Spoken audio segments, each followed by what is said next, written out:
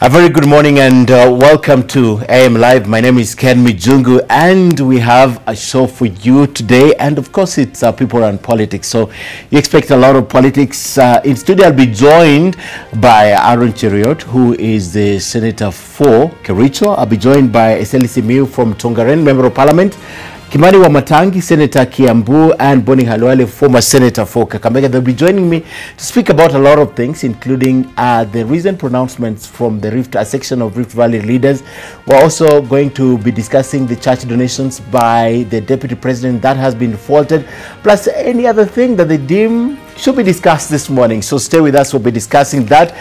And of course, we begin with the newspaper review and, as always, the Daily Nation. Now, the Daily Nation, on the front page of the Daily Nation, the story highlighted there is KCPE glory, tears of joy, and there was jubilation and celebrations across the country yesterday as top performers in this year's National Primary School Examination received their results released in Mombasa in record 3 weeks, thanks to the deployment of technology in the marking process. We are told this technology can scan about 10,000 copies in an hour or so.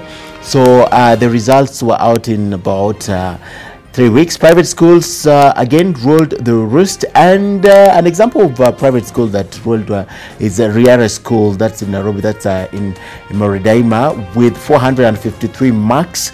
And there were two candidates with 453. The other one is Rawlings Akech Odhiambo of Hill School, Kakamega. That's the story on the front page of the Daily Nation, the glory for the KCPE candidates. And also covered extensively is a feat where the results were actually marked and they were out in 3 weeks. The Daily Nation talks about that achievement, how this was done, also highlighted on the front page of the Daily Nation. Let's take a look at what stories we have on the center pages. It's about KCPE jubilation for KCPE exam stars. There is a summary of the top pupils there and the names of their schools also on page 2 and 3 of the Daily Nation, as the students continue to celebrate, students and their teachers. So it's page 4 and 5. It's all about the KCPE, and on page 5 we tell you the new scanning machines that sped up the marking, making it possible to achieve this in a record 3 weeks. Okay, and still on page 6, it's all about the examination steps to curb cheating bearing fruit, as said by the Cabinet Secretary, Ambassador Amina Mohammed, when she gave the results to President Uhuru Kenyatta. Now, at a glance, the results at a glance, 401 and above marks were 12,000, 300 to 400 marks were 228,000, 201 to 300 marks were 574, and 100 to 200 marks were 234,000. 100 marks and below were only 2,177. And suffice to say that this year there is a 100% transition to high school for all these students. So they will definitely be all transitioning to the high school. Amina Mohammed, more than 8,300 missed the test. So the only students who are not transitioning are the ones that missed the test. So page 8, we're still talking about the exams. And page 9, we are still talking about the exams. Page 10 to page 11, now the news changes from there. But let me see the cartoon of the day from Munene Art. And of course, you know, today Parliament is also debating the gender bill. There's also that acrimony surrounding the Parliament Service Bill, and the intention of the MPs to get more money and to lock out the salaries and remuneration commission from determining their salaries. But yesterday my panel said actually what's going to happen is that they are simply going to set the rules and take it to the SRC for approval. But essentially that is what Kenyans are reading from it. That's a question also I'd like to ask to my panel. Okay, the cartoon of the week: Parliament debating high cost of living, high taxes, high food prices, national debt, high electricity bills, and road accidents. It means they are sleeping. And when it comes to Parliament debating salary hikes, free houses, cars, huge allowances, etc., now they're awake and it's all about A's. Okay, that's the cartoon of the week on page 14 as always. Okay, back page of the Daily Nation. Raila Kalonzo rally members of Parliament behind gender bill. In fact, they spoke about it yesterday. They are all in support. On Sunday, the President and Deputy President separately spoke about this, and they urged their troops to approve the gender bill so that once and for all this debate can be settled. ODM leader Raila Odinga and Wipers Kalonzo Musyoka have rallied their troops in the National Assembly to support the 2/3 gender rule bill. Do you remember the other time they all did this? If you remember, that was during the Finance Bill 2018. They all did this. I see Aaron Cheriot shaking his head. This is the other time that we saw a number of them, starting with President Uhuru Kenyatta, followed by Kalonzo Musyoka. All of them rallied their troops, and indeed the Finance Bill 2018 was passed. So they've done the same for the gender rule bill, which means the number of women representation will increase dramatically or significantly. That story on the back page of the Daily Nation. Bridge gender disparity between men and women in elective, appointive and public bodies. I wish we had the standard so that we would conclusively look at this story, but it's not here. As soon as we find it, probably in the second half, we'll be able to tell you what's on the standard. All right, on Business Daily, banks cut credit lines for struggling businesses. It was a long time coming. This had to happen. You know, credit is tight. There's no money in the economy. People can't pay their facilities. They are repossessing these facilities. Yesterday, we told you about how banks have been repossessing the facilities, but even they can't sell them. They're full in the yards, and they can't find buyers for the same. And even the buyers who are able to buy them would prefer new ones, not all facilities. So here we are told by the Business Daily today that banks have cut back credit lines for struggling businesses. If you're struggling, it means you can't pay. So that story on the front page of the Business Daily. It's tough times for businesses also. And 4.8 billion diesel orders signal costly power. Most of our power right now is produced by power generators. So 4.8 billion diesel order signal costly power. So power is going to go up in spite of the fact that they're saying that it should be coming down by now. Front page of the Business Daily. Let's say if you have a story here that we can highlight. Yes, it's highlighted on page 2. The Kalonzo Raila rooting for the gender bill. We've just spoken about that. Passage of the bill could see taxpayer cough about 300 million shillings more in salaries and allowances. I'll be talking to my panel about this. The bill is being tabled this morning, and it's meant to help the country realize the right to equality, and it's all about the elective positions and appointed positions. All of them would benefit. This women will benefit from across the board.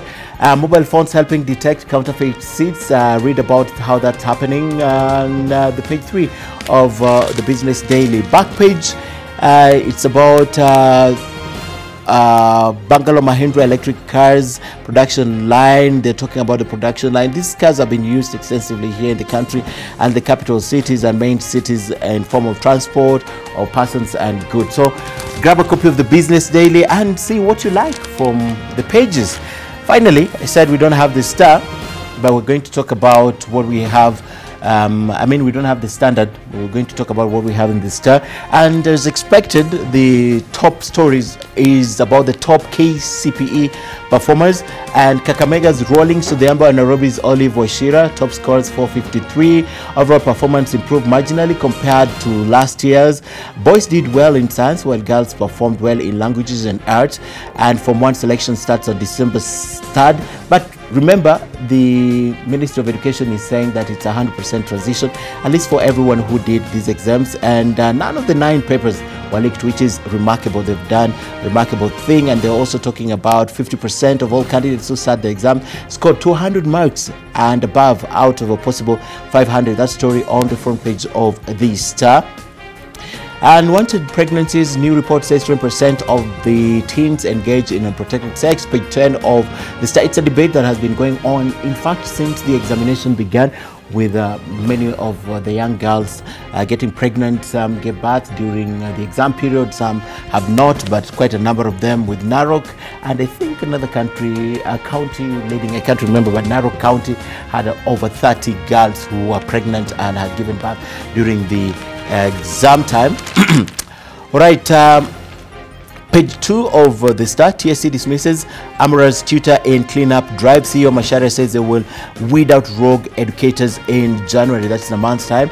And reduce police officers in exam rooms. Musalia Mudavadi urges, Musalia has been very controversial. If you look at the things he speaks about, in fact, one of the things we're discussing is his indictment of Deputy President William Ruto and church donations, and calling for it to be taxed or taxpayers to go after him and all that. We'll be talking to my panel about that also. We have a lot to talk about this morning. We see what's in the center pages about KCPE and celebrations. No cheating as KCPE results are released early. 3 weeks record time. It's a stellar performance for the candidates. Of 50% of them scored 200 marks and above. And in Michuki, crackdown on the new Michuki rules, not actually new rules. More than 22,000 have been arrested in Michuki rules crackdown so far. And finally, let's see what's behind the Star. Chef stays alive. World 3000 steeplechase record holder makes top 5 shortly. So these are some of the stories. The dailies today, we don't have the Standard, but as soon as we have the Standard, probably in the second half, we'll definitely be looking at what we have in the dailies. We are going to look at the highlights shortly of the stories that we are going to show you. But as I mentioned earlier, we are going to be discussing several things with my panel. I'll be joined shortly with all of them in studio. But first, let's take a look at the highlights of the stories we have for you this morning. The best of the best in the country, Olive Moya and Rawlings to the humble top KCPE 2018, and parents are on the receiving end of the backlash. The seeming irony of burdensome economy and MPs pushing to get more from the public coffers.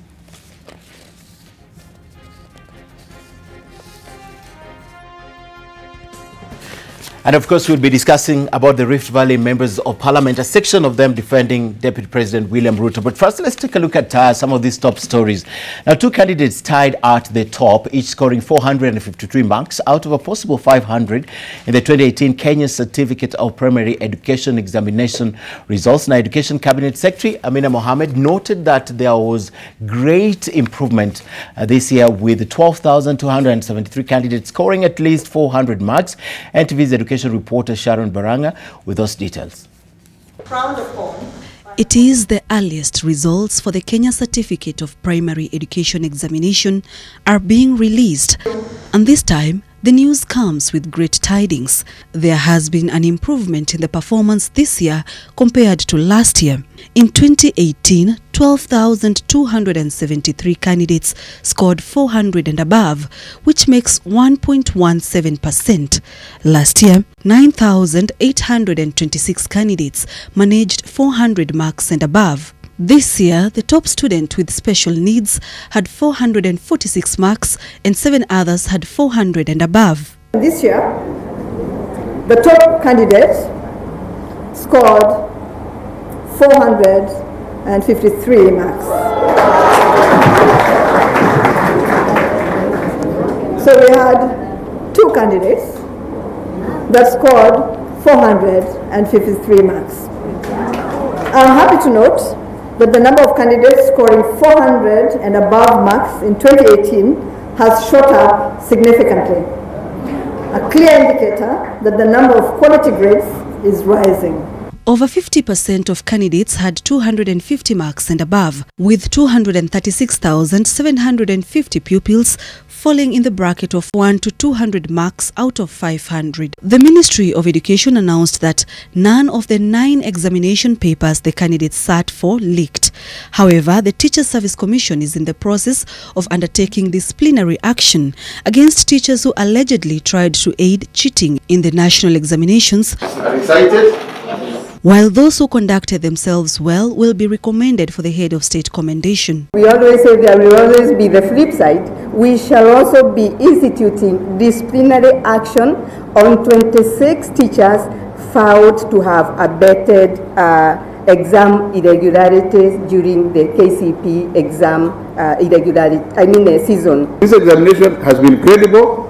It has not leaked. It was set by Kenyans and managed by Kenyans. During the monitoring exercise, our vigilant teams discovered 4 candidates guilty of impersonation. These 4 will have their results cancelled. They will, however, be allowed to sit for their exams next year. The candidates who sat this year's KCPE are the second cohort of pupils who will benefit from the 100% transition to secondary schools policy. In January, we shall make sure that the resources that they require to be in school will be in school. As we are all aware, we pay 22,000 shillings per child. We shall make sure that money is there. We shall make sure that the necessary books are there. We are giving that commitment so that, just like last year, we make sure every one of our children, every one of that child will be in Form 1 next year. Form 1 selection will be launched on the 3rd of December. The Education CS says that there will be only one selection process and that there won't be a second one. All learners are expected to receive their letters of invitations to their various secondary schools before the 25th of December. Other than that, the Ministry of Education barred private schools that used to register multiple examination centers to help improve their rankings from doing so. In this scheme, the schools registered students considered bright in separate centers, as those deemed weak were registered in other centers. 1,052,364 candidates sat this year's KCPE, an increase from last year's 993,718. 8,347 registered candidates did not sit the national exams. A minute of silence was observed for Nikita Koyer, a Form 4 candidate from Alliance High School, as well as other candidates who lost their lives. Sharon Baranga, NTV. Now, the Justice and Legal Affairs Committee of the National Assembly is under pressure to explain snaking in a clause in the Public Service Bill that caters for members' well-being without subjecting it to public participation as required by the law. Now, the clause introduces an enhanced medical cover, car grants, car loans, government houses, while still being able to access housing allowances, among other many benefits. In their justification, the report by the committee chaired by Baringo North Member of Parliament William Cheptumo notes that the members' well-being is critical in ensuring they perform their duties effectively. NTV's political affairs reporter Kenneth Mijungu has the highlights of the bill that is expected to see the wage bill go up if enacted. In keeping with their tradition of periodically reviewing their terms and conditions, MPs are at it again, this time round looking into eating more of the national cake. Currently, the budget advanced to Parliament in the 2018-2019 financial year was 32 billion, and it could go up if proposals in the Parliamentary Service Bill 2018 are adopted by the House. Be read a second time. A look at the report prepared by the Justice and Legal Affairs Committee of the National Assembly, the introduction of a new Clause 11 and the functions of the Commission is already rubbing Kenyans the wrong way, with a raft of recommendations in the name of taking care of MPs' well-being. These are suitable housing accommodation for MPs or housing allowances, suitable housing accommodation for speakers of both houses, majority and minority leaders of the two houses, or housing allowances. On top of this, the report by JLAC also proposes that the MPs access mortgage. They also want official vehicles provided and fueled at the expense of taxpayers, or in its place mileage allowances. On top of this, they want grants and car loans. The MPs also want an expanded medical cover to not only cater for their immediate family, but also their extended families. A proposal is also captured for them and their spouses to have diplomatic passports, a benefit they do not enjoy at the moment. Another proposal that could open up space for mischief is one that leaves it open for coming up with any other service or facility as they wish at a later date. The icing on the cake is that MPs want a fund introduced and set aside for public participation and monitoring in all the 290 constituencies, and an office to go with it. This is on top of the mileage or transport provided to facilitate their going to their constituencies. Every one of us wants to live a good life. But before we as leaders live a good life, shouldn't we first make sure that our people are living a good life? Yeah? Surely. Kwa sababu kama ingekuwa hivyo, huyo mwananchi hangekuwa na shida hata kama unajilipa milioni moja kama yeye umemtengenezea yake. Lakini sasa jameni, mwananchi ni maskini, hana hata ya kukula, lakini akifungua gazeti anaona wajumbe wamejipatia pesa. These sweeteners are a clear way of edging out the Salaries and Remuneration Commission, who have been hard on the MPs each time they seek to raise their packs.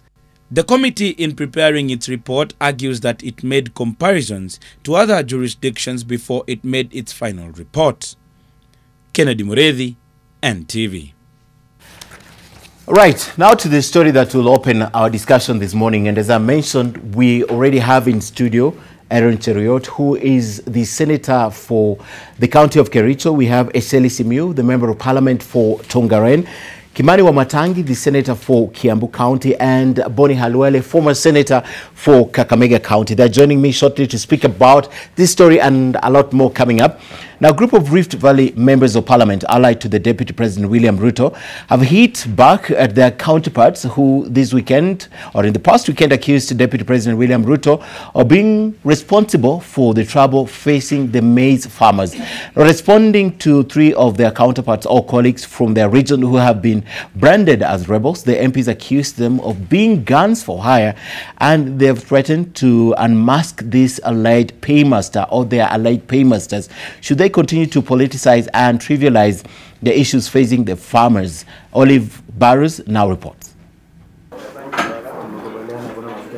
Rift Valley MPs allied to Deputy President William Ruto pulled no punches Monday when they came out in his defense. They did not hold back, hurling insults at Nandi Hills MP Alfred Keter, Cherangani MP Joshua Kutuni, and Moiben MP Silas Tiren, who on Saturday accused Deputy President William Ruto of profiteering at the expense of the maize farmer. A serious Kenyans worry long and hard about the plight of our farming community. Some selfish and money-hungry politicians could not care less. As a result, all that farmers' plight has become to them one more opportunity to continue their small-minded, reckless, scandalous, and abrasive and personalized agenda. The MPs have accused Keter, Tiren, and Kutuni of being mere puppets in a political ploy to undermine the Deputy President's popularity, especially in his Rift Valley backyard. We know political detractors of the Deputy President William Ruto have failed to contain him. Now they have resorted to hiring cheap mercenaries who roam from place to place in an attempt to slow him at home and to create an impression that he is having a problem. That is further from the truth. The MPs were responding to statements made by Keter, Kutuni, and Tiren on Saturday to the effect that the Deputy President had vested interests in the maize trade, which were denying farmers and their dependents income. We are calling for investigation, particularly to the one Deputy President, on the issues touching on fertilizer and the importation of maize. Wakulima mjue hivi ya kwamba tunasema sisi shida zetu mingi ya mahindi, ya fertilizer na hii mambo yote imeletwa na Mheshimiwa Naibu Rais na ofisi yake. Kwa issues ya hizi yenye naguza mkulima, ningependa pia Deputy President pia achunguzwe. Earlier this year, it emerged that brokers were paid close to 2 billion shillings by the National Cereals and Produce Board in shady dealings, while genuine maize farmers went unpaid. The DP's defenders say no amount of threats will work and accuse Kutuni, Keter, and Tiren of harboring sinister motives. Nataka niwapatie onyo ya mwisho. Pia wananchi wamejua nyinyi ni matapeli. Mfanye tena mkutano wengine mnasema mtafanya maandamano. Tukutane Eldoret. The payments for maize delivered by farmers that ended up becoming a scandal are still under investigation by the relevant bodies. Olive Barrows, NTV. All right, now let's take a look at how this began and how that's the first statement regarding the alleged link of the Deputy President William Ruto to the maize scandal. Let's take a look at this. We continue producing. The problems maize farmers are facing about payment and corruption have become fodder for debate in the North Rift. Some political leaders from the region say Deputy President William Ruto is behind it all. Kwa hivyo we are calling for investigation, particularly to the one Deputy President, on the issues touching on fertilizer and the importation of maize. Wakulima mjue hivi ya kwamba tunasema sisi shida zetu mingi ya mahindi, ya fertilizer na hii mambo yote imeletwa na Mheshimiwa Naibu Rais na ofisi yake.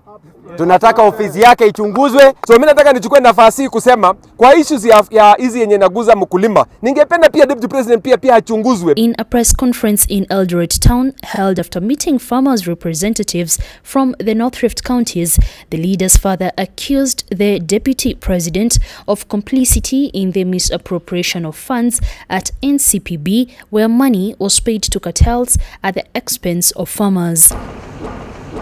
They expressed their frustrations in Parliament, where they say they cannot debate the maize problems in the country due to external influence. Any petition of the farmers cannot see the floor of the House. And the rumor has it that the Deputy President interferes with the House Business Committee when it comes to the petitions that touches on the issues of the farmers. They accuse the Deputy President of prioritizing the 2022 succession, which they want him to stop. They say his focus should be on development. In fact, the worst county in the country in terms of development is the county where the Deputy President is coming from. Because there is not even a single complete project, be it pipasses. The leaders say farmers from the region will not sell their maize to NCPB at 2,300 Kenyan shillings as announced by the government. They are now demanding for 3,600 shillings per 90-kilogram bag, failure to which they will mobilize farmers from the region to march to State House to petition President Uhuru Kenyatta on the matter. They also opposed any attempts to convince farmers from the region to stop maize farming and start farming other crops, saying it is misleading advice that would benefit cartels. Lois Wangoi, NTV, Eldoret. All right, now that we've set the ground for this discussion, gentlemen, good morning and welcome to AM Live. Good morning. I'm glad to be here with you. I'll be sitting in for the next few weeks for Debal, and that's a good place to begin. And I was looking at all your reactions when those stories were playing. Suffice to say, Aaron had the most amazing reaction. Let me begin with him. Aaron, this is just from the backyard of the Deputy President. It's unexpected to see leaders from that end going against the Deputy President. But let me hear from you what you think. Right from Sunday, the first time they alleged it, to yesterday they defended it.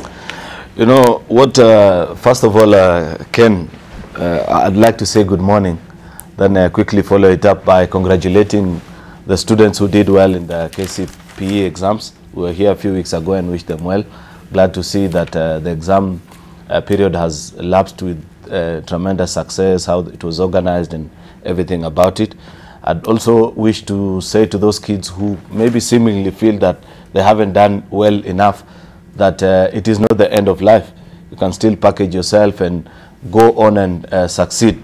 That you are not in the front pages of a newspaper, or maybe one or two people have said to you that you didn't do well, doesn't mean that it's the end of the world for you.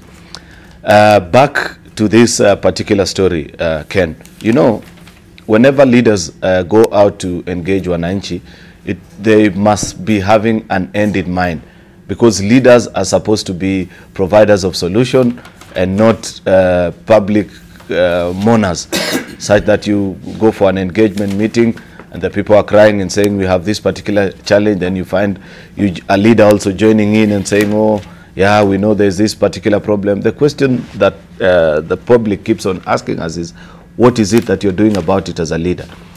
If you recall, about 2 or 3 months ago, the Senate had public sittings in Uasin Gishu County.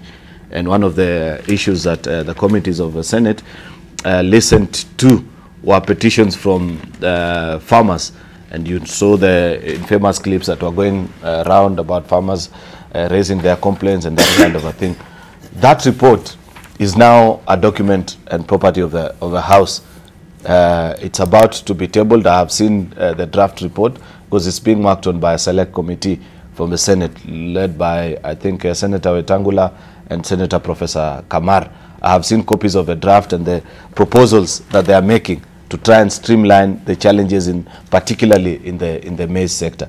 That is what leadership does. But when you have leaders who call an amorphous meeting, they go and wail, they do not suggest any particular way forward. The question that many of us were asking them, you have been in Parliament for more than a year now. Can you show any documentary proof to show that you're really concerned? Because as an elected member of Parliament, you have a platform that you can use, that is the floor of the House, to raise these particular issues and see how you can streamline operations in this particular sector. None of those three has.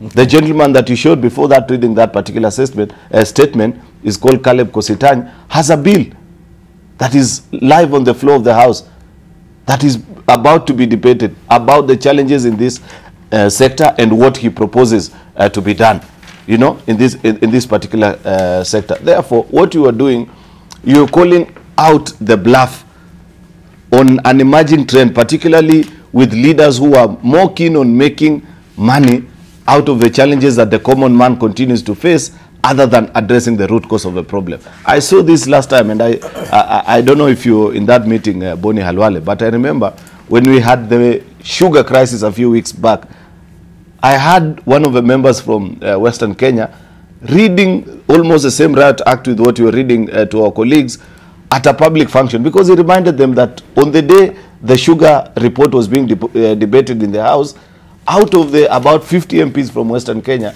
there were hardly 10 who are in the House. So his question is, what is this emerging trend with members of Parliament, where you want to go and wail and weep with the public in funerals and public gatherings, but when it comes to discussing those particular matters in the floor of the House, they are missing in action? Okay. Mheshimiwa.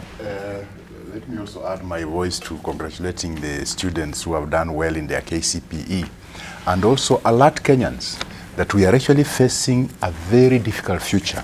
When you look at the list of the schools that have performed well, most of them are private schools.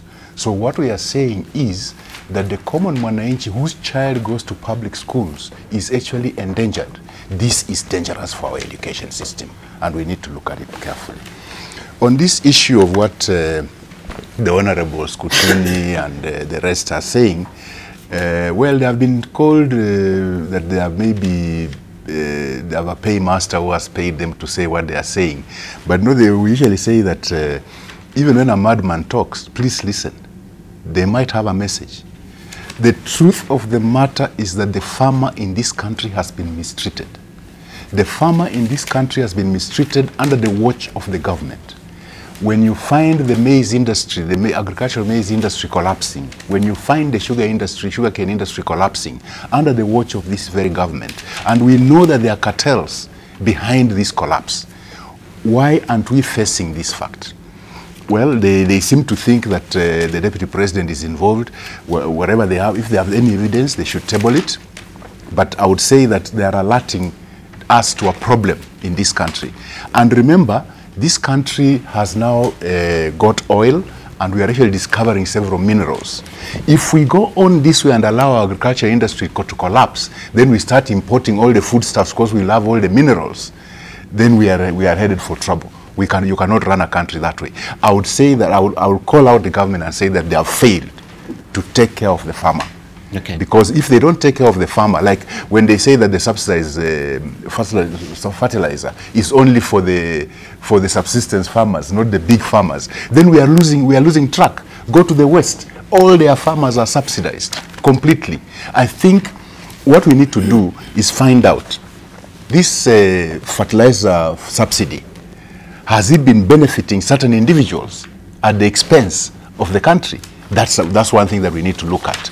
And when we look at the maize importation, is it that we are so blind that we can import so much maize until the price goes down that our farmers end up suffering? That means that we are wrong. We are doing something wrong somewhere. Okay. So when these gentlemen make noise, while we might dismiss them as guns for hire, but they are actually alerting us to a problem that's in this country. And we need to face that problem and tackle it. If we don't face that problem and tackle it, then you've seen the results here. we are privatizing everything, including education, and soon when you go to my constituency, you'll find little private schools, because now people have lost confidence in the public sector, and that is what these gentlemen are alerting us to, as to if they have been paid, they have been bought. Well, buying people in this country seems to be a habit of certain people, but it's not a preserve of a few.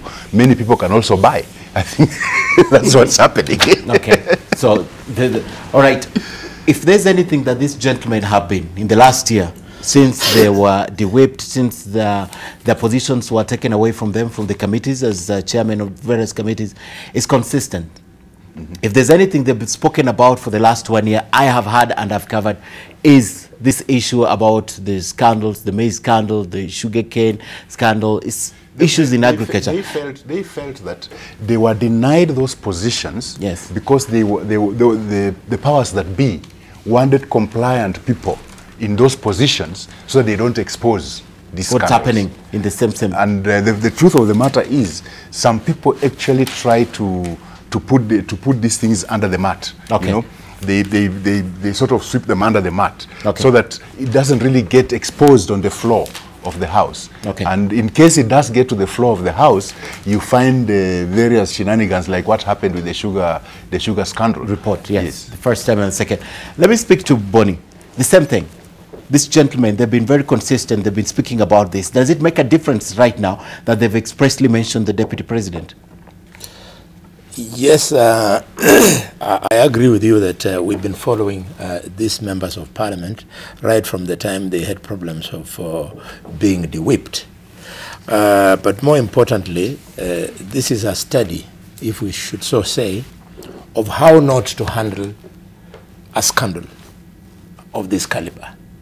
These are members of parliament, especially Kutuni, enough experience. He knows that he has a wonderful opportunity to use the same facts he has told us from a public forum, present a motion on the floor of the House.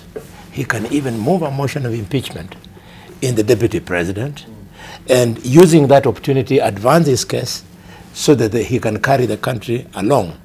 But to do what they are doing, it simply means they do not have the facts. If they had the facts, the first thing to do is for them to get rid of the man they don't like. To me, it then smacks of just the obvious, i.e., if Ruto was not running for president, these things would not be being said. Okay. Finally, I want to say two things away from the maize. The first one is I want to congratulate the Teacher Service Commission for having taken action against the teachers who had taken advantage, 32 teachers who had taken advantage of schoolgirls and made them pregnant at various levels. That is a very big compliment. And finally, I want to congratulate the children who have done well, but more importantly, congratulate the government for managing the problem of cheating in exams. It is very nice that a little boy who was #1 in the country comes from our place, Kakamega. Very exciting. And also I want to congratulate my own daughter, who has also done very well at Malinya Primary School in Kakamega. Is that a public school or a private school? Well, you have an opportunity to look at. It's a public school. It's a public school. Malinya is a small little place. Okay. Mheshimiwa Kimani, I'd like to speak to you, but Bonnie, this is not the first time that the issue of linking the Deputy President to scandals in the Agriculture Ministry. Yes. You yourself moved a motion against him. Was it 2010? Maize scandal? Yes, in 2009. And this is why I'm surprised that Kutuni, who was in Parliament that time, he had an opportunity to learn how it is done when you lose confidence in a public officer. So what he's doing is just playing to the gallery. If he has facts, I've seen they have talked about him having 500,000 acres of land somewhere in Central Africa. If it is true, surely, who said it's a crime to have land in another country? Are we not taking milk that is imported from other countries in this country? There's milk that comes from other countries we take here. Okay. It's not a big deal. So let's take it to Parliament. Let's take it to the floor of Parliament. And let's take it to the Parliament. And the three members of Parliament, one can move the motion. The other one will be second. Yes. The third one will be the first to speak to it. And by that time, they'll have carried the House. Okay. Yeah. Mheshimiwa Wamatangi, same thing. Yes. Thank you, Ken. And let me take the opportunity also to congratulate our young people who sat for their Class 8 exams. And just a few remarks on that, Ken. One is, I think it's appreciable the speed at which the exams are marked now and results released. Because before, remember, we used to wait all the way after Christmas. And that's when you would get the results for exams. I think that's commendable. Too, I think it's also good to mention, in my view, that yes, as we congratulate our young people, it's also important that our educators, especially the ministry, the government, also, act and plans alive to the fact that we are living in a new world, in a new economy. And Ken, the education of the days when we went to school and now are two different things. The marketplace, the job market is a completely different place. Finding a job and making of business and opportunities is now ruled by algorithms and artificial intelligence and cookies and technology. And so I think we would need to certainly think ahead and ask ourselves, as we continue with our education system, are we addressing ourselves to the reality that we have to align our education system now to what the job market demands? And then lastly, on that, I think, is that tuition issue, which has been vibrant. I'm a believer that during holidays, we should give our young people the opportunity to relax and be themselves. I watched a documentary sometimes on the education system in Finland.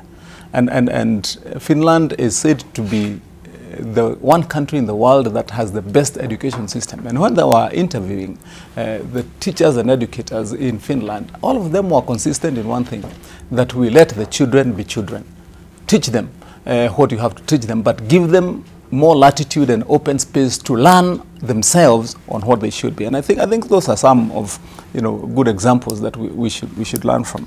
And then lastly, on this issue of the three gentlemen, I don't know what the musketeers used to wear for them to have been called musketeers. But these three, I think, Ken, the reality of is simple. If you want to make such claims, you really must back it up with evidence.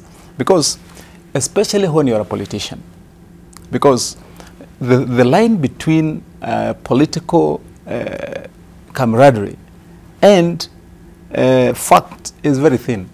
And so once you want to come and make claims that this is what I am alleging against this person, then you really must back it up. The other thing that I think is also important to say is that, you are the one who put that statement, Ken, that these gentlemen have been consistent. Use the word consistent. Yes. And you'd be asking yourself, underlining that word consistent, you'd ask, then in that consistency, what action have they taken themselves? In my view, within that duration of time, they should have taken action.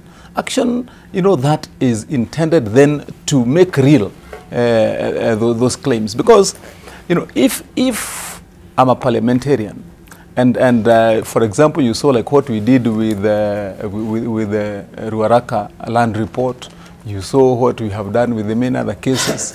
You have mentioned the cases there prosecuted by Boni Halwale. If you have evidence of allegations as such, then you take action. That is why you are empowered by law to do so. So I believe where they fail, in my view, is one, failing to adduce the evidence that they have, so that it becomes believable and actionable, and two, that they have sat and opted just to talk other than what's supposed to be done, if indeed then there is that evidence. I believe that's where the game becomes tricky, for them, and they really have to do a lot of probably game changing if they want to be believable. Otherwise, at the expense of being misconstrued or then understood to be game playing, then I think it what kind of actions do you have in mind? You see, Ken, I have several actions in my mind. One, yes, as a member of parliament today, if I believed verily that, Ken, that you are acting or you are doing deals that are subverting government or putting this country into peril, I would do two things. One, I can move directly to the Director of Criminal Investigations and make a report and adduce evidence. I can go to Parliament where I'm a member. I can put that on the floor of the House through so many things. I can raise a petition. I can ask a question. I can move a statement. I can call for a probe from there. And then once that happens, then facts come out, because that then becomes a credible process upon which you can be able to bring me to book if indeed I'm guilty. What I'm saying is that we have to move away from that style of looking for journalists, calling for a platform or a press conference and making allegations if we know that we are not ready to act on those allegations ourselves. Okay. I think that's the divider. Okay. Yeah. Ken, the thing, I want to agree with what Senator Matangi is saying and give you this as an example. For example, I represent in the Senate a county called Kericho, predominantly a tea growing county, another sector that is struggling and almost nearing a collapse. So one of the things that I did when we came back to Parliament this session is that I convinced my colleagues in the Senate to allow me to form a select committee of colleagues who include Senator Matangi here, and together we look through the challenges that are faced in this particular sector with a view to suggesting a legislative framework on how some of these challenges can be surmounted. We have done that. We've gone around the country. Today, the Tea Bill 2018 will be read for the first time in the Senate. A raft of issues that we have proposed, including having a new regulator in the sector and how to handle the import and export of tea sales in this particular country. That, in my opinion, is what a leader is supposed to do. Provide a roadmap for the people that you're leading. But when you, as a leader, completely neglects your responsibilities and duties, especially on the platform that Wananchi gave you, then you turn yourself into a public mourner number one, where I could also have, for example, chosen the path of conducting and ensuring that in every funeral that I attend in Kericho County, I remind farmers how, tumekuliwa na tunajua wale wanatukula. That's politics of the past. Even on this particular maize issues, what the discussion that we should be having, for sure, if we want to benefit our viewers and even for the country, is why is it that neighboring countries like Uganda and the rest of the countries are able to produce maize extremely cheaply as compared to ourselves, and therein find a solution? Because as leaders, I believe it is our greatest responsibility to ensure that all the challenges that the public continues to face, we surmount it. If it is the issue of fertilizer, why is this continuous importation for the last 50 or 60 years sustainable? Can't we as a government convince investors who can put up a fertilizer manufacturing plant here, or at least ensure how we make it affordable? The issue of farmers producing blindly, and now you're being told that this year the price is 3,600, next year it will be 2,400. Can't we have contract farming as has been proposed? I have had this being raised by some of the leaders, including none other than the Deputy President, saying that one of the proposals that we are making now as a government, and it is upon you as legislators to give us the framework now to work on it, is to have a contractual farming agreement with the farmers, so that I say I will produce 200 bags of maize. The government assures me that once it is ready, they will buy it and for this amount, so that people don't go ahead and produce blindly. The issue of NCPB, for example, it is clear in my mind that it is not tenable to continue managing it at the national level. The best way to handle our cereals is to take it to the counties, so that the governor, for example, of Uasin Gishu knows who the farmers in Uasin Gishu are. He goes ahead and registers them, ensures that once their crop is ready, he knows that farmer Boni Halwale will produce 200. Mheshimiwa here from Tongoren has a farm this size, this is the amount of maize he produces. That is a better way at looking at the problem other than the route that they are taking. And that is what I am primarily opposed to. Okay. Mheshimiwa Eseli, do you believe they have a chance on the floor? No. No. They have a chance of a snowball in hell. When they bring it to the Parliament, yes. Parliament, as it is constituted, from the 11th Parliament to the 12th Parliament, have you noticed there's been very little attempt at all on actually calling out the corrupt? In fact, the few times any member has attempted to do that has actually been a rent-seeking endeavor, and the bill has never hit the floor. So these members trying to come to Parliament with an impeachment motion, forget it. It's dead in the water. But I did because the Parliament, as it is constituted now, as it is constituted now, it is it's too heavily leaning towards Jubilee. Then the handshake has now even muddied the waters further. So that thing will not, in fact, by the way, it might not even see the light of day. The House Business Committee will not even, you've noticed that, like the Minister Munya has just said that the amendments to the Cooperative Act that has been brought to the House are not his. And is the Minister in charge of cooperatives. Who do you think is doing that? There was a time, there were amendments to the Pharmacy and Poisons Board Act that were brought to the House, and actually the Ministry of Health disowned them. Who is doing these things? No, this Parliament cannot. It's incapable. I'm part of it. I know it's incapable of holding anybody to account as it is constituted. So asking these gentlemen to bring anything to Parliament. Yes, that's the platform. You heard what Kutuni said, that there are petitions by farmers which have been brought to Parliament have not been read. You know, that's dangerous. But we have a petition. That is dangerous. But we have a petition in Senate. No, that's Senate. I'm talking about National Assembly. That's Senate. I'm talking about National Assembly. You heard what Kutuni said. I don't think he's a madman to say that there's a petition of farmers which has not seen the light of day. I'm sure perhaps he was part of the helping those farmers craft that petition. So what they are telling you is, hey, Kenyans, we are stuck. We can't move. We can't, yes. And it's true. It is true. Yes. The National Assembly, as it is constituted right now, is completely incapable of holding anybody to account. Okay. But what if you notice, look at the 10th Parliament. Okay. How many But I ministers, remember 10th Parliament brought the motion against Waiguru, right? How many ministers? No, that was the 11th Parliament. And it never saw the light of day. 11th, it was never really debated in the House. It was never. If you remember the Senator Linturi, Senator Linturi is the one who brought it, and eventually he lost credibility by the way he handled it. So the thing is, the Parliament as it is now, if you remember in the 10th Parliament, it held so many ministers to account. Yes. This one, even the 11th one, has it done any such thing? Okay. You know very well something wrong has happened here. But you think twice before you try to bring anything.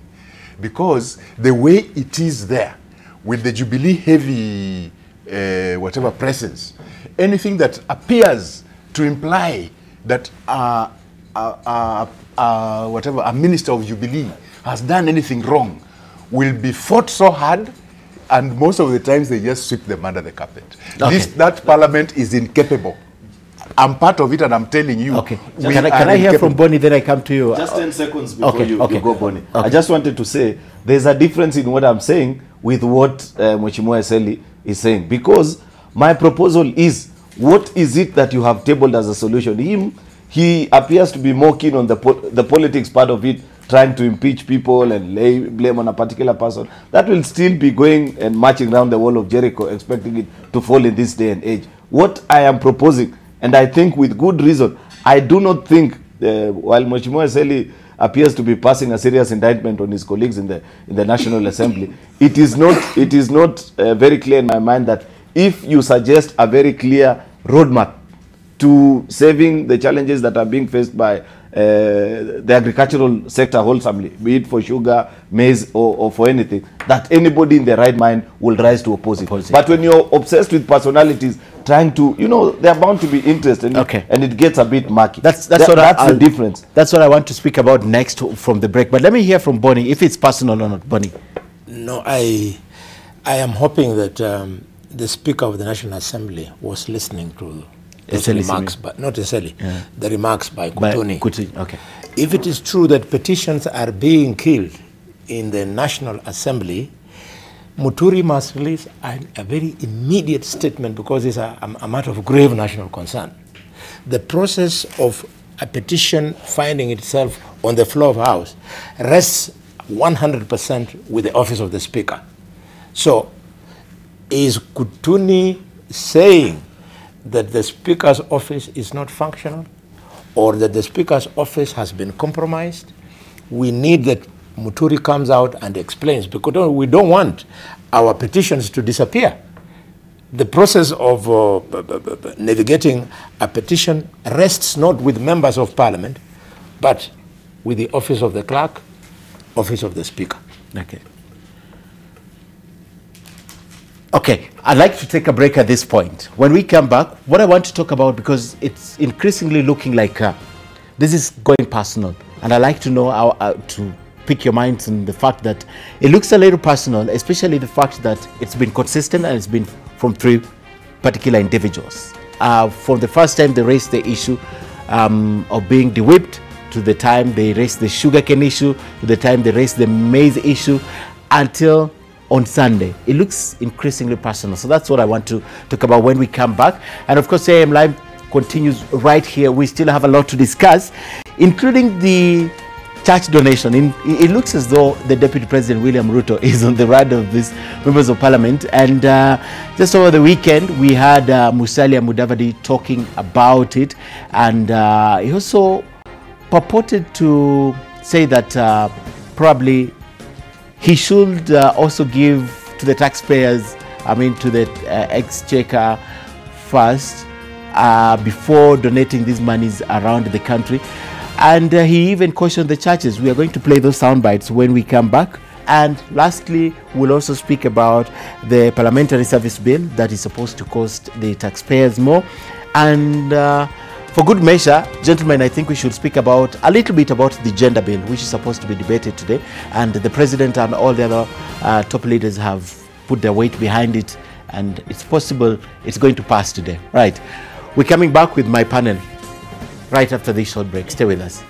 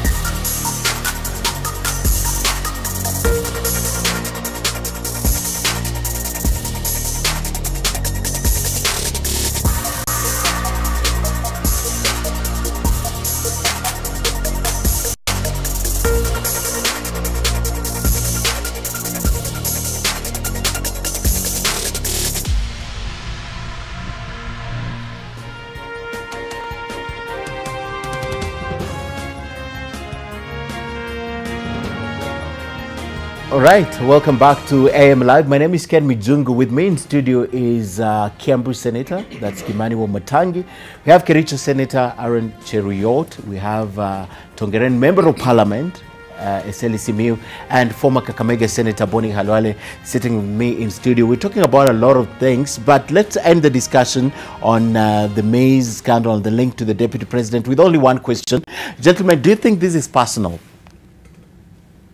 Let me begin with Kimani Wamatangi. Do you think it's personal? Well, Ken, I just wanted to say a few things, just maybe 2 lines, because I think we've discussed enough about this. First, yes, let's be clear that there is nothing wrong with either of the 3 gentlemen, either be it Tiren, be it Kiter, be it Kutunyi, or any other person. There is nothing wrong in them speaking or saying what they want to say. The only challenge or problem that there is speaking without backing it with facts. Because you see, remember when we had the many cases like Goldenberg, like Anglo Leasing, like any other case you may want to talk about. But everything was backed with facts. I mean, Kamlesh Patni was coming to court with a truckload of documents. I mean, there were facts filed and papers. You know, I mean, people would have something to hold on to. And what I said earlier, borrowing from that line you've now taken off, is it personal? You would ask, is it personal? I mean, either way, if you look at it from the flip side, it might be personal. You know, the question you would be asking is, you know, are they personalizing it against, you know, the Deputy President? Because, like I've said, if today I want to raise an issue, and I hope those gentlemen listen to this show this morning, because they would be very ill-advised to think that myself or any of the gentlemen here, because I would guess what they're thinking, is saying that they can't speak out. But when you do so when you have prepared your facts, let it go all the way, so that in the process of what you say, there would be justice either way. Justice can only be found if I prosecute what I have claimed, bring the evidence, put it to the test and trial of its veracity, and say this man is guilty. After you consider that, and I think that would be the bottom line. So in terms of personal, of course, there are also the other issues they've raised about since their you know, apparent de-whipping in Parliament and so on. And of course, there were other facts and factors then that were prevalent in what happened to them. But I think on this one, because especially it touches on a very dear subject, as one of my colleagues here said, you know, the subject of the livelihood of our people. The question of maize. You know, the other day, Ken, I was going towards Western, and as I looked, as I was flying to Western, I was trying to count the number of small households that I saw with probably a quarter of an acre, small patches of farmers who have grown maize, and that is their only entire livelihood. And so this is something that is so dear to so many people. I mean, you saw the passion that farmers were prosecuting these matters all the way. And so it's risky to allow either person, be it whatever they think or whichever side of politics they're in, to play, you know, what we used to say, pinky ponky, with this such an issue. It can't be allowed. Yeah. Okay, great. You want to say something on if it's personal? Yeah, just a quick comment, Ken. You know, before January 2007, the Right Honorable Raila Odinga had never scored beyond 2% of any presidential poll because of something the old Britain calls give a dog a bad name and hang him. What they used to do is that every time he arose to speak or tried to portray himself as a national leader, he'd always be branded as a coup plotter, somebody not deserving of being the president of the Republic of Kenya. And it's a skill that some of the people in this country have mastered for long, mudslinging and trying to hold on to others down. But there comes a time when the rope gives in and you can no longer hang people on certain things. I think for the deputy president, very soon also the rope will give in on some of these things. Where the easiest way to make money in this town for people who want to be hired like the ones you're speaking about is just to say that I have something I want to say about the deputy president. You'll walk home with $1 million or $2 million. I can assure you that. Because there are people willing to go out of their way to mudsling and ensure that you sort of not allow the country to have a sober debate on the capabilities of different leaders, but on what dirty schemes you have against that particular leader. It's unfortunate and completely uncalled for. I think what I said earlier on, that when you are in a marketplace and you hear a madman making noise, listen, he might have a point. But after saying that, I would like to say that when you decide to talk about somebody holding such an important office like Deputy President of the country, you must have facts and you must present the facts. Otherwise, it's not just the holder of that office that you are demeaning. You are demeaning the office itself. So I think it's important that the gentlemen actually come out with facts if they actually have the facts. Otherwise, this throwing mud like that would not be a very good way to go. Okay. Bonnie? Yes, it is personal. Because if it was not personal, they would be armed with facts. There's no way you'll have access to facts unless, as a member of parliament, you do your investigations, get those facts, win the confidence of whistleblowers, they bring you vital documents to support your cause. The only conclusion I can make is that beyond it being personal, these are domestic dogfights of the politics of the Kalenjin community, and it is an open secret that in that community we have two of their sons, one called William Ruto, another one called Gideon Moi. They are at each other's jugular to the extent that even Gideon Moi does not see any shame in blocking the Deputy President of Kenya from visiting an ailing former President of the Republic. That's how petty it is. In fact, if anything, I would urge the media to give a blackout to this kind of stuff. So that the visits to the former president? This dogfight between the two camps. They should just give it a blackout. It is not national news. It should be left to the Kalenjin Council of Elders. All right. There's an argument that probably the three are trying to shoulder weight that they can't carry. Let's see how much further they can push this. Unfortunately, we still have to discuss something else, and this is from a former member of parliament and a former deputy prime minister, and of course he's a political leader in this country and has also a political party that he chairs. That's Musalia Mudavadi. Let's listen to this first. Ikiwa Safaricom is the richest, inawezekana namna gani mimi mtu mmoja natoa pesa kila weekend, kila pahali kushinda hata Safaricom? Nikitoka kule na nimechukua sanduku la wenyewe limejaa nguo, nikimbie niingie hapa kwa kanisa, mutanisukuma nje na mseme we don't want to be associated with you because you are handling stolen goods, peleka hizo nguo ambao umeiba huko nje.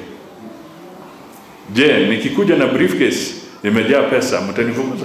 Has it ever occurred to you that if somebody is able to generate so much resource and donate so much, why didn't he feature as one of the largest taxpayers the other day when the president was honoring the premium taxpayers? Nimejipanga na kanisa kwa sababu siwezi kuwa hasla hapa duniani alafu niende nikuwe hasla tena mbinguni. Hapana, hiyo haiwezekani. All right, that's a good point to begin this discussion also. And Ruto has remained, the DP has remained very consistent. He said he's not going to back off donations to the church. But now Musalia is pushing it and asking the churches not to accept. And for good reason, I'll begin with Bonnie. Bonnie, you had an issue with Ruto and you have explained this. Yes. Just even on this show, you've explained it. I'm just bringing it back because this discussion is coming from ANC now. Obviously, people don't understand how he's able to do that. But the new way of looking at it is how much would you generate and why is it that you're not featuring as a huge taxpayer for you to be able to do this? I know you've explained this, but now from that angle that ANC wants it to seem to be something greater than what we're looking at. The concerns of the party leader of ANC are genuine. Those are good questions.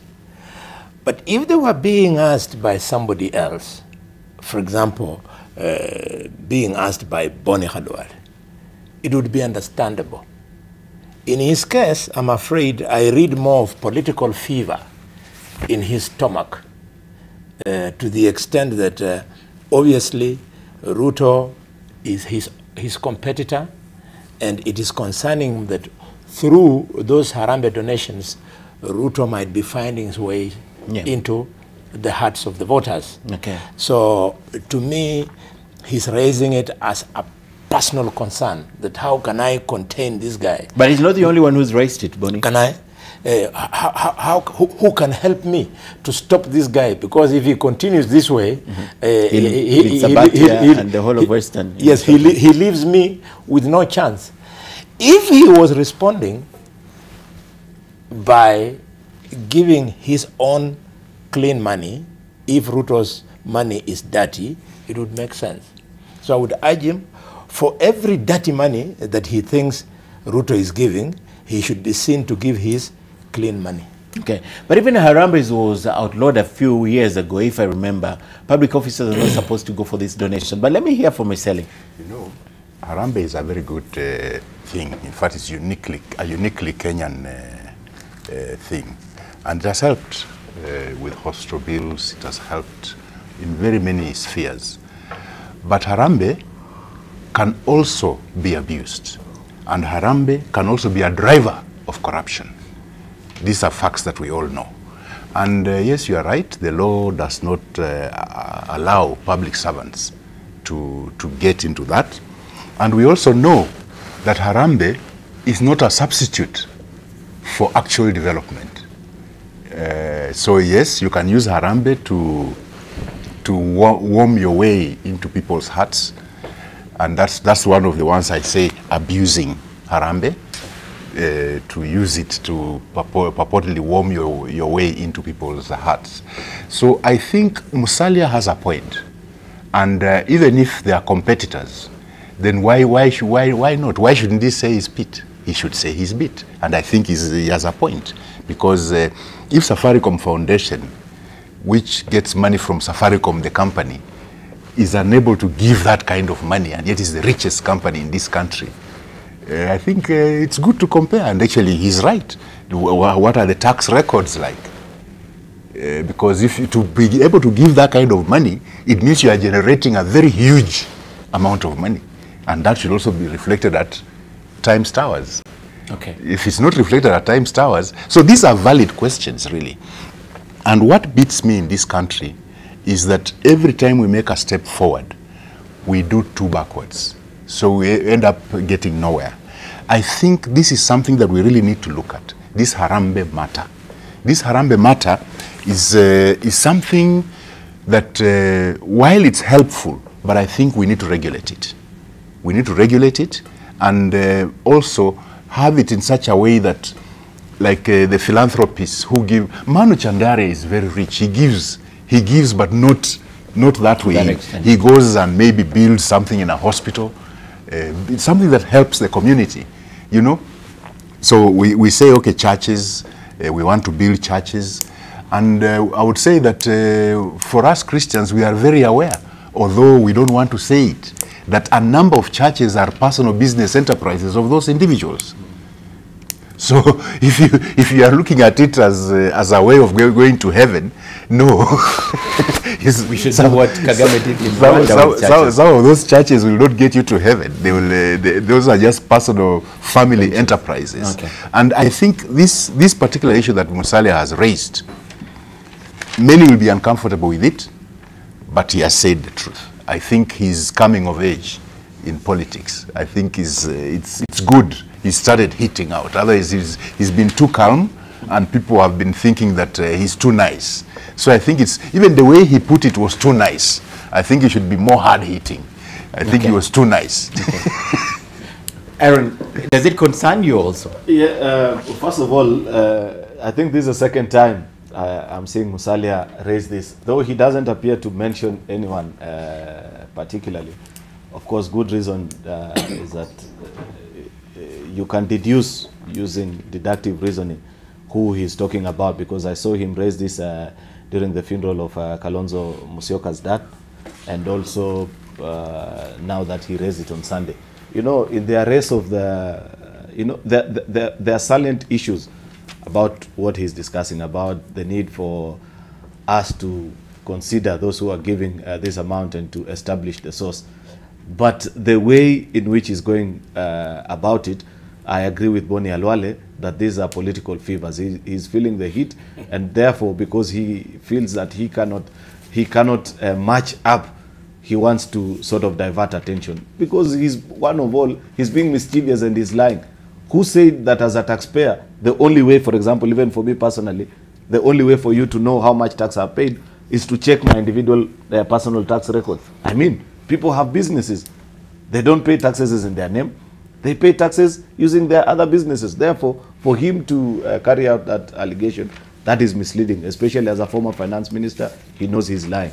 Secondly, as Boni says, if you feel that whatever others are giving is dirty, and you agree with the church, because I'm sure even in that particular church, it's only that you people are cheekily avoiding to show, chances are he gave a donation. Why doesn't he match it with what he considers to be his own clean money? Because maybe he doesn't have the money. If he doesn't have, then he should stop complaining about those who have something to give. Because in the arrest of the mean, no one is complaining. So this other one of the generous, why is he so concerned about it? So it's not very neat thing and a very neat debate. People do Harambees based on need. And I think one of the ways in which we've been able to build many of our churches, for example, because I saw him speaking in a church, is through Harambee. Because, you know, for example, you cannot fund a church through either CDF or government, yet it is a social amenity that society needs. People need a house of prayer, somewhere to go and find divine intervention for whatever challenges they are facing in life. So how does he want us to go about it? And people do it. And also, secondly, what is this obsession with one particular person? I thought almost every other politician in the country does public fundraisers. Kimani Wamatangi here, I saw you last week on Sunday. You were conducting one in your county. If we were to use the reasoning of Musalia, we have to calculate what you gave. Is it commensurate with to the tax you pay? With the tax you pay. Surely, what kind of warped reasoning is that? But does Wamatangi donate every weekend? Is he doing Harambee every weekend, and is he donating it in terms of millions, or it doesn't matter? I can assure you that one I am sure he does almost on every weekend. Because in millions. At least I skip one weekend because I'm not as wealthy as Wamatangi. But okay, Wamatangi, yes. You should read Matthew chapter 6. If we read Matthew chapter 6, especially the churches, then they'll know what they are doing is ungodly. Okay. Does it say? Okay. Anyway, I think it was my opportunity. So, Boni Alwale, I will bring your Bible. we know in the script of bullfighting. The Bible doesn't. We may not. Two things I wanted to say, Ken. First is I actually was a member of a committee that was formed by Parliament before to discuss on a bill that had been proposed by the then Senator Anyang' Nyong'o, who is now the governor for Kisumu. And this bill was then intended to regulate Harambees in this country. And we went around this country listening to people all over, in Kakamega, in Nairobi, in Mombasa. And Kenyans returned the verdict simply. They said, we want our Harambees the way we've had them. You know, we tried to introduce some proposals in there. Have a system of being able to account for Harambee money, you know, the blah, blah, the source, and so many things. But Kenyans were unanimous. That time, actually, the bill didn't even move far. They said, the way we know our Harambee, the way we have had it, that is the way we want it. Okay. Now, having said that, though, I think two things I would like to mention on this one. First is I believe that the views by, and you forgot to say, Ken, that Musalia Mudavadi was also a vice president. Yes, at some point. Yes, I think you forgot the that. end of Moi's term. Yes, yes, and that's a senior position to have been held by him then, and sometimes in the past, although I have not had him on record saying that he wants to run for president, Bonnie, and if he is, it's too shy to say. and if he is, he'll be saying very soon. But some of the issues he's taken, and earlier on I've seen him taking a more broader approach and you know and a more global approach to issues. But this one I think he has narrowed it down to a lot of personalization, which first in my view is unlike him, but I also in my view, which I think is also not very popular. According to Eseli, he's becoming bolder. Yeah, well I mean, that's the question I also wanted to move to ask Eseli, who is older than who? I mean, because he said that Musalia is coming of age. In politics. In politics. I mean, that's what I'm saying. I wanted to know who is older than who in politics, between the two. But however, I think when he narrows the scope to that personal approach, then he loses grip on the appeal and impression he's had before, because personalizing this thing, and I want to say it in very few words, Ken. One, Kenyans are not good givers. Kenyans are not philanthropic. Take my word for it. If you look at if you go around to Pokot, go to Baringo, go to wherever and interview the people, they ask them who has built these small healthcare centers or welfare places or rescue centers or such facilities. They will tell you it is the Red Cross, it is a donation from NORAD in Norway, Bill Gates came here to donate malaria drugs and so on. And if you went down deep into the accounts of several billionaires in Kenya, there are people who sit over mountains of money and they never give anything to the society. They never. Actually, we do not believe that philanthropy is something that we should practice fervently. So I say this then. I think because I'm a businessman, and Senator Cheriot is very wrong in saying that I'm wealthy. I'm yet to be wealthy, but I'm an entrepreneur. I work hard.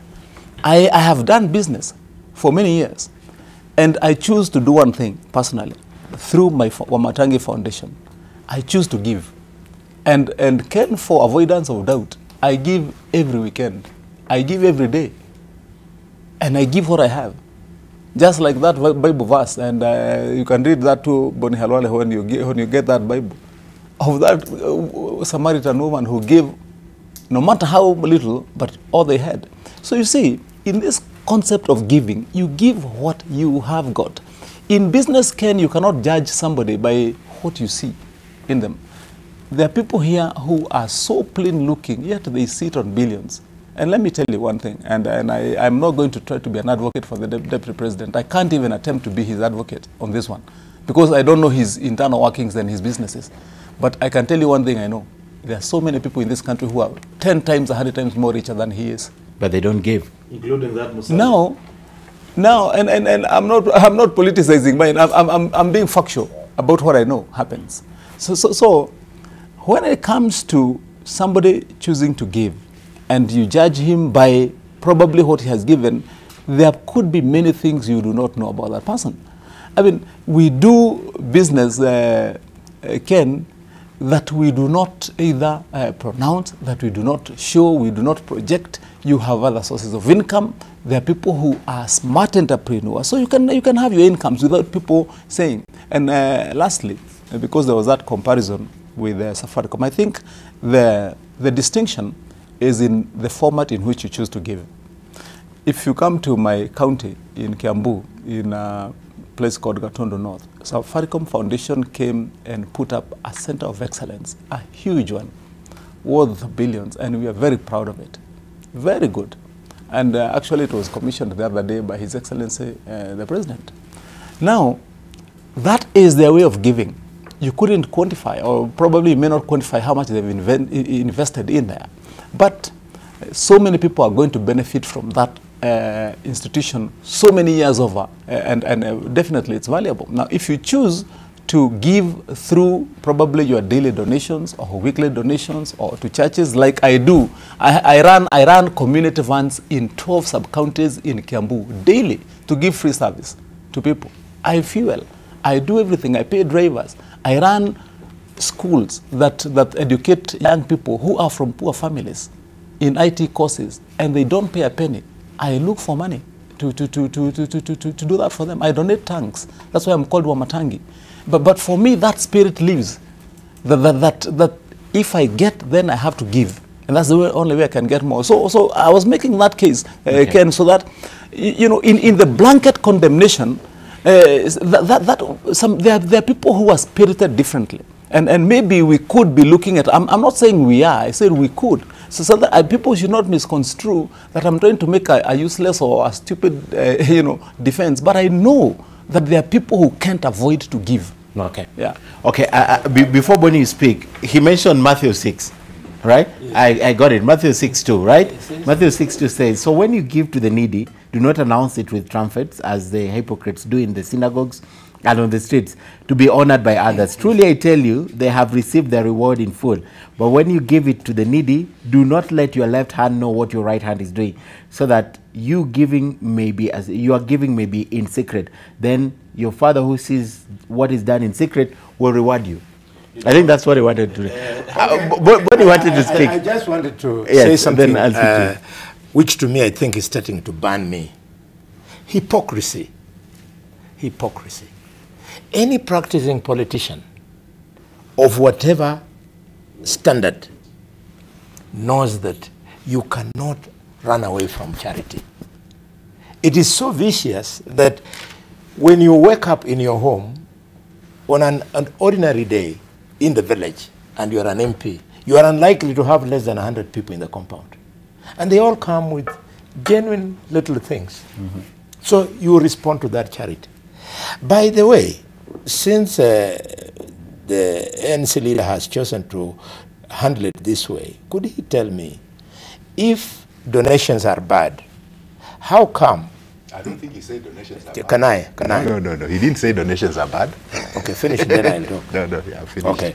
If donations are bad, and if people must be questioned for where they got the money to donate, could he tell me, did he tell the public, over the last 3 weeks, I have been with him when he's giving and other people are giving.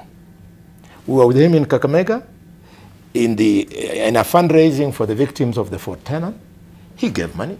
Nobody asked him to explain where he got the money from. How much was it? Yeah? How much was it? The money he gave? Yes.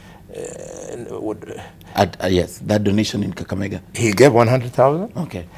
When he lost his former candidate for ANC, for Nabaholo constituency, again this month, he gave also again another contribution. We were with him, in fact, hours before he made that statement, we had been at a fundraising in Kakamega at Bohongo Stadium for women, and he sent his contribution. He did not accompany it with a footnote saying that this is where I sourced this money. He should give us a break to that extent. Okay. Because some of us, we come from very humble background, and when we pull up these people, we feel that we are giving them a chance in life, and possibly their children can be like us. Wamatangi has explained, but let me say something I do. In Ekolomani, one of the tricks that I used for the standards of education to go up is that I opened a shop where I employed a tailor, and I would buy materials of different colors of the uniforms used, so that every primary school children who doesn't have uniform would come into my home, and I sign a small note, and they go, they are fitted uniform. Two, I have a school for special children called Malinya Girls High School. At Malinya Girls High School, for every child who is admitted in Form 1, they come through my home and I fit them with uniform. My own contribution to education. We want to ask not only just the ANC leader, but other leaders also, not just to be expecting people to vote for them, they should respond to their social needs. It is extremely important. Some people, I remember one of our best MPs in Ekolomani was Seth Lugonzo.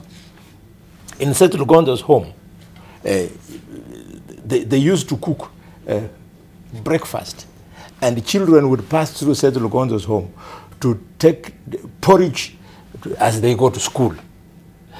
These are the things that are expected of an African leader.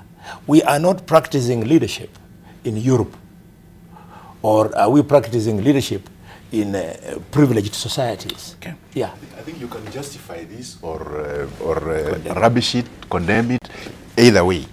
Yes, Harambee is a way of life. But as you ably read Matthew chapter 6:2, if almost 50 years since independence, we are still relying on so much charity, despite our budget being what it is telling you something, that the government has failed in its role.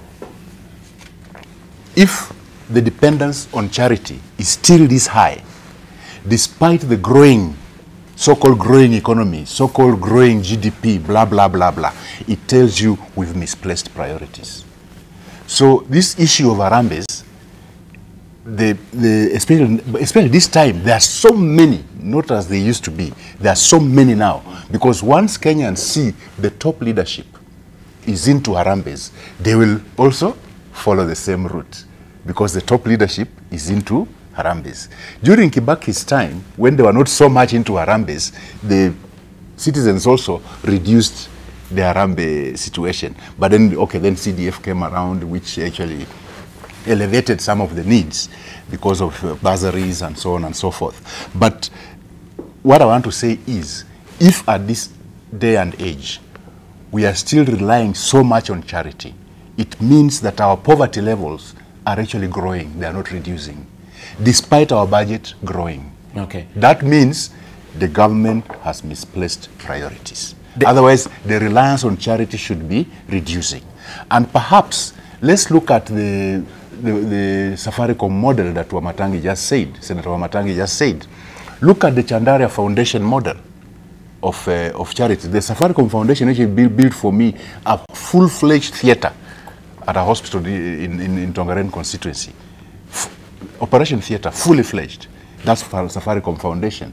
You look at people like Chandaria Foundation. So I think the way we actually do our Harambee, or what you would call philanthropy, is what matters. Is what matters. Okay. It's just that now it is being used as a political tool.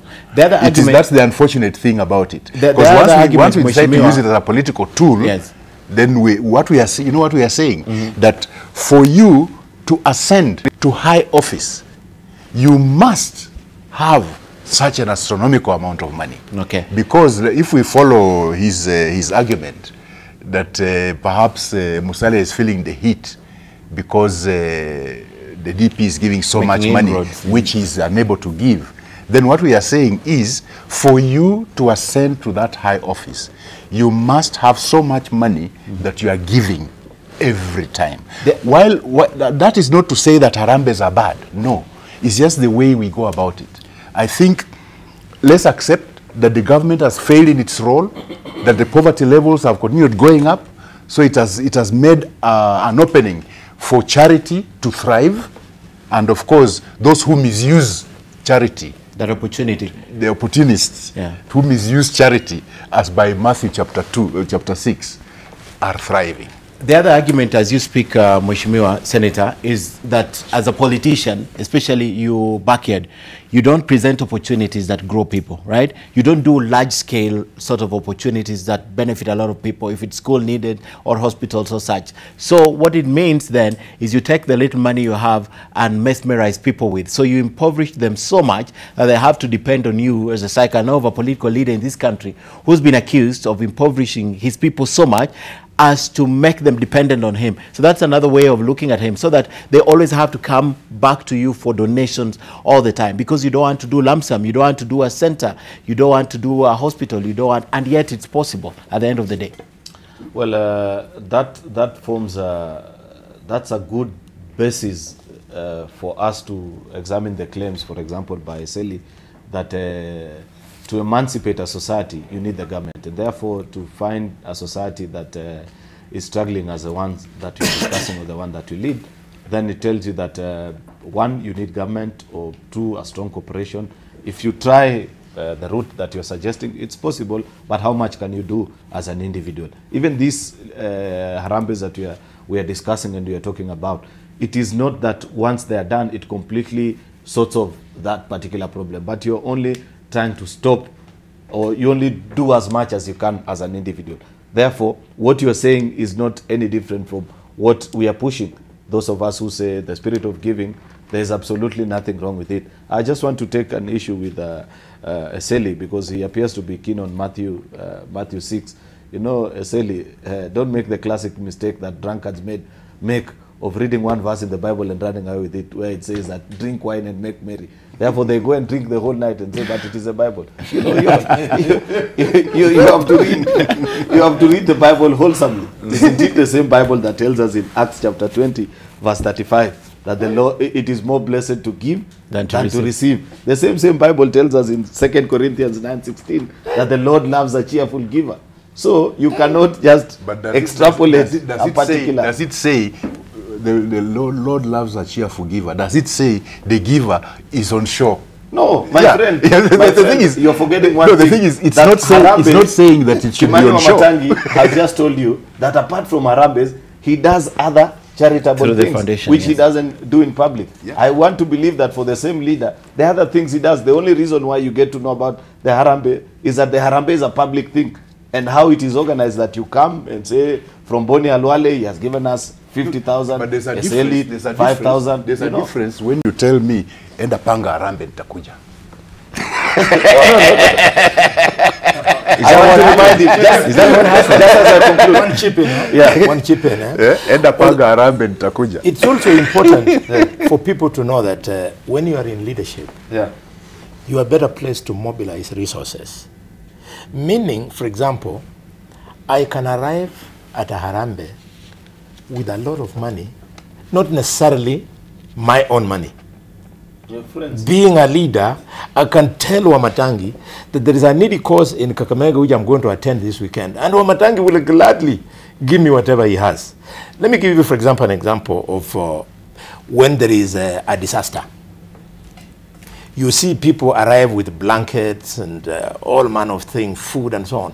What I normally do is that I go to business people in Kakamega and I tell them, hey, what will you give me? This one gives me bread, this one gives me rice, this one gives me blankets, this one gives me mattresses, and I arrive at the scene and I give those things. And it looks like it's your own. Yeah, it looks like those are people who support my cause. Okay. That is called leadership. There's nothing wrong with it. We didn't say there's anything wrong with it. We didn't say there's anything wrong with philanthropy. You know, there's nothing wrong with philanthropy. One of the strongest attributes of former President of United States, Barack Obama, was his ability to raise funds. And you know how much he was able to generate for his campaign. This is not something that only happens in Africa. Yesterday, for your information, Ken, Michael Bloomberg, a top entrepreneur in the US and former mayor of New York, he gave 1.8 billion USD to Johns Hopkins University as charity. It tells you that people continue to do these things world over. And therefore, those who are hiding, trying to put an argument that, oh, the reason we don't give is because you don't still stop being mean. You're a leader. You've been given a platform. You know, and finally, but not to lose the point that maybe Eseli, Mheshimiwa Eseli is raising, Is it a struggle for the young leaders? I agree with him, yes. I sit in Parliament. There's a corner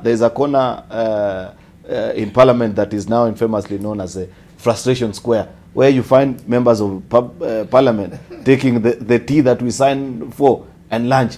Many other times, if you keenly look, you'll find it is mostly the young leaders. The guys who've come in for their first term are struggling to keep up with these demands that Boni Alwale is talking about. Therefore, is it a discussion that you may want? Because there is good reason. And it is not false that there are people who still, under the pretext that I will steal and go and give, therefore it sanctifies it. Therefore, it's sort of like an egg and chicken issue about it. Okay. It's not that what Eseli is saying is completely untrue. Let's conclude this with Wamatangi, because I want to touch briefly on the gender bill, just briefly, and on the public service bill.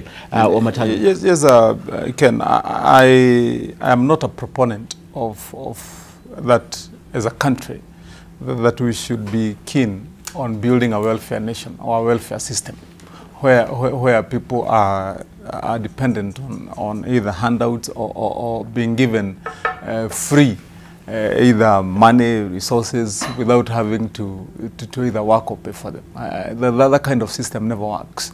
Actually, if you do your analysis, you realize that sometimes when you find countries like the United States struggling a lot with huge budgets and so on is because of their welfare system.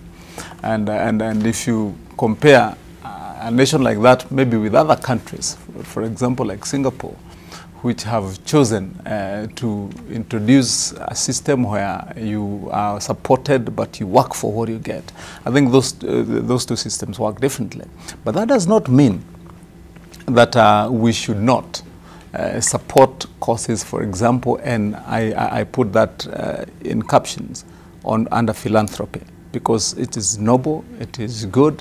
I mean, the whole world over, it works well. Once you receive, it is also important to give back to society. That's even why in companies there is a vote and a kitty under CSR. Such that it should be recognized that giving back to community is a good thing. Now, what we just need to do is to make sure that as we give in a neat, organized way that is targeted, that is intended to help support welfare in a way that will enable people, but not necessarily to the extent that it becomes handouts. And as Senator Cheruiyot says, you find that now has become a big problem in our politics, because if you do not have money to go and dish out and give in hundreds and 50s and 200 notes, especially during political campaigns, you don't have a good chance of seeing political office. And I think that's why we have to make the distinction. If we can reorganize our philanthropy when we give in, especially as political leaders, and we do that in a way that we know is targeted, so that it can be for the long term and probably an ingrained way of investing in communities, I think it will be of a lot much more value, such that we don't seem to be wholesomely condemning giving back to communities. Okay. Gentlemen, we have to move the conversation now forward, and let's discuss what's likely to happen in the National Assembly this morning. And I'll begin with the sitting member of Parliament in the afternoon, yes. Let's begin, Mheshimiwa from Tongaren, let's begin with the debate on gender, where you were mentioning earlier that perhaps it's not being passed today. Well, I've been out, but I think it should be coming to Parliament today. Yes. I know the various leaderships of the various parties have really campaigned to have the members of Parliament pass this bill. Yes. However, I will say I don't support it, and I have my reasons for it. Okay. We can meet the 2/3 gender balance without this kind of bill. What we need, let's look at the electoral laws. Let's change our electoral laws. Let's use proportional representation. Once we go to proportional representation, Parliament stays 290 people, 290 members. Using proportional representation, then we'll have the 2/3 gender rule followed, using proportional representation. That is a far cheaper thing than what we are trying to do. Because what we are trying to do is to end up with a bloated parliament using the gender equality mantra. Yet, yes, I agree, women should be given a chance in leadership in this country. That is a must. But how we go about it should not then damage that leadership itself. Because Parliament as it is now, you can hardly put a word in. I mean, you get 5 minutes to contribute to a motion. You can hardly put in anything. Is it 5 or 3? In fact, here, on this program, I talk for longer than I would be allowed to speak in Parliament, in the National Assembly. So I think bloating it up is not the way to go. Let's look seriously at proportional representation. That's what is in South Africa, that's what is in Botswana, that's what is in several jurisdictions who are able to meet the gender balance issue.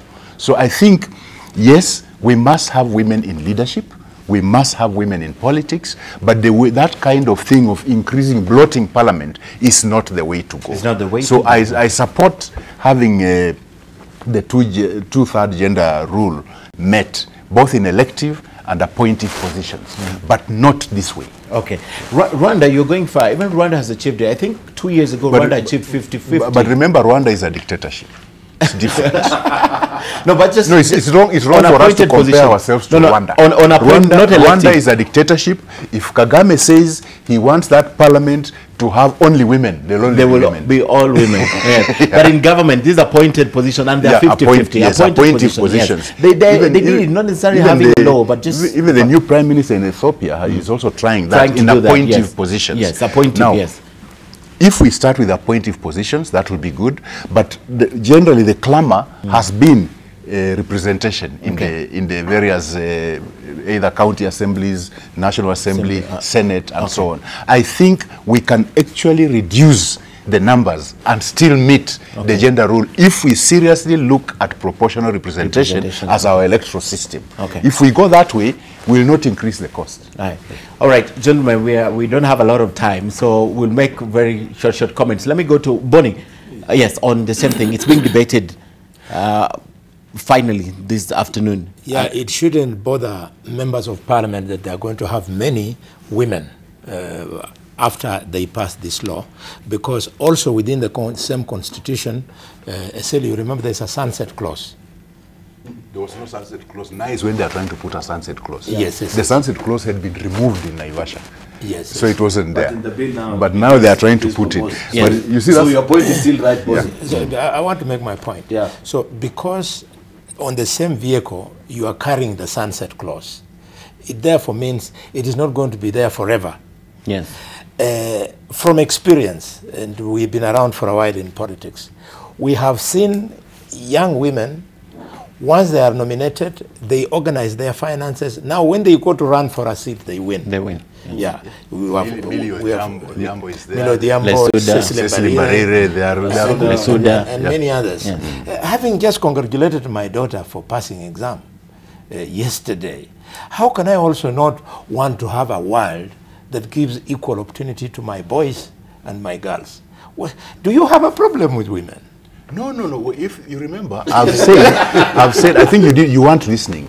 I said, I support having this gender balance in leadership. Yes. But the way we go about it, let's change our electoral law to use proportional representation. Then we'll meet the two-third gender rule without increasing the cost. When I was blotting up parliament. When I was a small boy, my mother did not have a national identity card.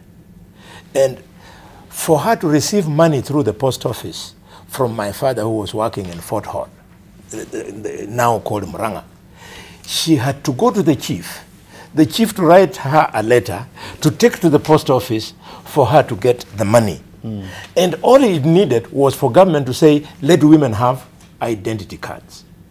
So this frustration of women running up to the days of not having identity cards, let's open it up.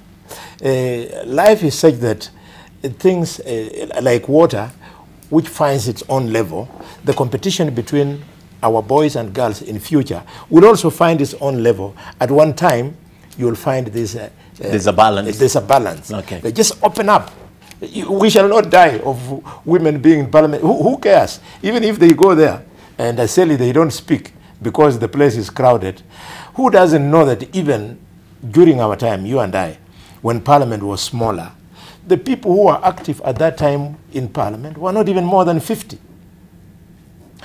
In the days of Kanu, one-party rule, it is Njonjo who coined it very well. There were only 7 members of Parliament who were keeping the entire government in check, the so-called the 7 bearded sisters, Chelagat Mutai, James Orengo, Georgia Nyona, Martin Shukuku, Dr. Chibule Watsuma. So it shouldn't bother you. Okay. Let them just go there.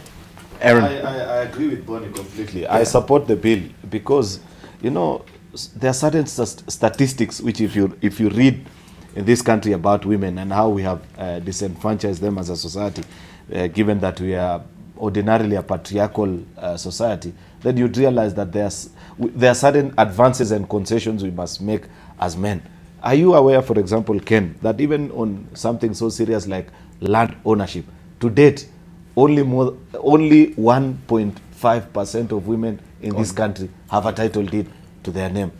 It just tells you how much as a society we continue to downtrod and, you know, look down upon our women. And therefore, I do not feel that it's too much of a burden to the taxpayer or anything. It is, you're including half of the team to be part of trying to find solutions. And the truth of the matter is that some of your fears, Sally, will be addressed by the sunset clause, because it's only a 20-year period where at the end of it, you're supposed to have reorganized and see how things even out. Yes. And it might shock you, Sally, that we might be having this discussion thinking that it is benefiting the women. But a time may come in this country where it will be the men who will be the minority, because and we will end up benefiting from it. Yes. In fact, we rue the day that the women will gang up and organize, because they are more than us. And if if women decided, because I see how we are treating this matter as if it's a favor to them, if they decided to organize and they do it properly, the men in this country will be a minority. Okay. And finally, Kimani Wamatangi, yes, you've been writing. No, I mean, I was just exercising my mind to the good ideas that have been floated by my colleagues. And Ken, what I just would want to add to what my colleagues have said then is, one, I think in the backdrop of the hyped activity that has been there for the last 3-4 months. Remember, there was a lot of talk around the town that the wage bill is too heavy, that we need to trim down the size of Parliament, and then now we are at a point whereby now we have to deal with this matter because it is in our law. I think first thing that has got to happen is there has to be a lot of civic education right now, you know, for members of public to get to understand that because this is in our law, it has got to be done now. And then that makes us compliant. And then two is that issue that has been floated by my colleagues here again on when this now becomes self-regulating and it becomes the end of the nominations. Quickly then to point out that for this to become a reality, if what we want to achieve is going to be attained, then also the criteria of nominations when these positions are being given to our ladies in nominations has got to be relooked at. You see, Ken, if we say that this is intended to spread the empowerment and give more opportunities to more women, and the criteria of nominations is not looked at, whereby you find that one person gets nominated 4 times. Okay. And then it beats logic. You find that it doesn't become useful. So even at political party level, the reform must also flow downwards, such that yes, it is done in Parliament, empower women, introduce that clause, because also at one time then we have to agree that the ground is level enough for everyone to compete like it is in our countries. Okay. But then political parties must also have it clear that you nominate somebody maybe once, maximum probably would be twice. That's subject to debate, okay. But then that has got to be spread to as many women as possible. You know, we've run out of time. We have a senator in Australia, yes. Who is Kenyan born. She got into the Senate because the Australian system is proportional representation. So what I'm saying here is, I'm not saying that I'm against women cutting into parliament. I'm saying the method we use. Doing it. Let's Okay. use proportional representation as our electoral system, then that will clear up the problem. Gentlemen, thank you very much. Next Tuesday, we shall have another opportunity to talk about what's affecting us, the politics of the day. And I want to thank you, Kimani Wamatangi, Aaron Cheriot, Eseli Simiu, and Boni Halwale for coming and sharing your thoughts with us this morning. We didn't have the time to talk about the Parliament Service Bill, but I know we discussed it yesterday with your colleagues extensively, so we talked about it. But thank you for coming and sharing your thoughts, and we'll do this again next week. Same place, right here on AM Live. My name is Ken Mijungu. Living with us coming up shortly, and at 9 NTV today we have several stories and several updates we have for you. So stay with us and stay on NTV. Good morning.